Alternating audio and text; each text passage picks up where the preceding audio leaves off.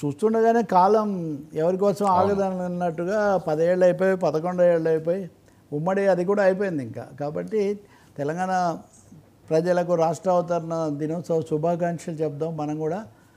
ఇంకో శుభ సూచన ఏంటంటే చంద్రబాబు నాయుడు, పవన్ కళ్యాణ్ అందరూ శుభాకాంక్షలు చెప్పారు. తెలుగు ప్రజలు ఎక్కడున్నా కానీ ఒకటే, అందరూ కలిసి ముందుకు పోవాలన్నారు. ఆ స్పిరిట్ అయితే ఉండాల్సిన అవసరం ఒకటి ఉంది.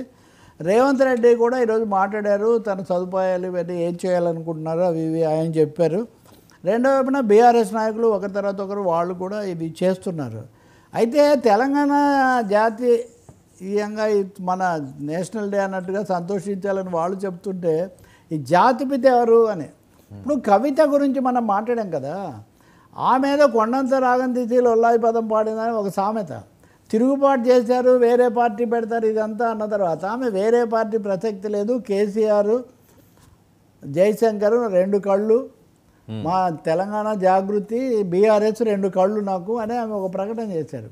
సో ఆమె పూర్తిగా తండ్రికి కట్టుబడి తండ్రి ఆదేశాల ప్రకారమే చేస్తున్నారేమో అని ఒక అభిప్రాయం అందరికీ వచ్చింది. ఆ క్రమంలోనే జాతిపిత తెలంగాణ కానీ ఎప్పటి నుంచో బీఆర్ఎస్ వాళ్ళు అంటూ వచ్చారు. దీన్ని కాంగ్రెస్ మంత్రులు, కాంగ్రెస్ నాయకులు తీవ్రంగా వాళ్ళు ఆక్షేపిస్తున్నారు. జాతిపిత అలా కొంతమంది బీఆర్ఎస్ నాయకులు, తెలంగాణ ఉద్యమకారులు కూడా ఇప్పటివరకు జయశంకర్ను మనం జాతిపిత అంటూ వచ్చాము, మీరు ఇప్పుడు కేసీఆర్ను జాతిపిత అంటే ఇది మేము ఒప్పుకోమని తెలంగాణ వాదులు కొంతమంది అభ్యంతరం పెట్టడం ఒకటి.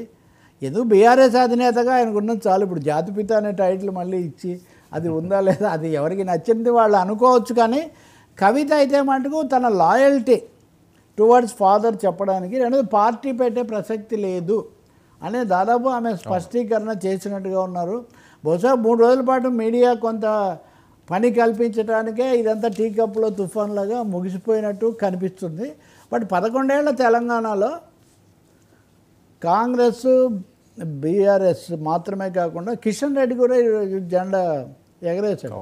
ఆయన కూడా తీవ్ర భాషలో అసలు వీళ్ళకి పాలించేది లేదు, మేమే వస్తాం అధికారంలోకి అన్నారు.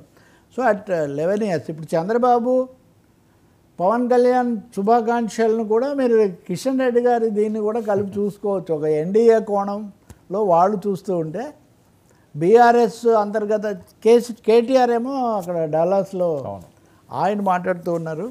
కాబట్టి తెలంగాణ అట్ 11 years అది ఒక ముఖ్య సందర్భం. ఒకటే 9,000 కోట్ల విలువైన పనులు ఆంధ్ర తెలంగాణల మధ్య ఇప్పటికీ పెండింగ్లో ఉన్నాయి అని కీలకమైన అధికారులు ఈరోజే నిన్ననే ప్రకటించారు. మనం కోరుకోవాల్సింది ఇప్పటికైనా వాటిని పరిష్కరించి ఎవరికి రావాల్సినవి వాళ్ళకి ఇచ్చి, అలాగే బనకచెర్ల అనేదాన్ని నేను పూర్తిగా మేము అడ్డుకుంటామని హరీష్ రావు ఈరోజు ప్రకటించారు. బనకచెర్ల అనేదేమో అది ప్రైవేట్ ప్రాజెక్టు, అది కేంద్రం దగ్గర ఆంధ్రప్రదేశ్ ఏమో పేపర్లు కూడా సమర్పిస్తుంది. ఏదైనా ఈ వివాదాలను పరిష్కారం చేసి కలిసి తెలుగు జాతి మనది, 2గా వెలుగు జాతి మనదే నారాయణ రెడ్డి అన్నట్టుగా నడవడానికి చర్యలు తీసుకోవాలి. థ్యాంక్ యూ సో మచ్ రావు గారు. ఇది ఈనాటి frankly with Telakapalli. Stay tuned to 19 News.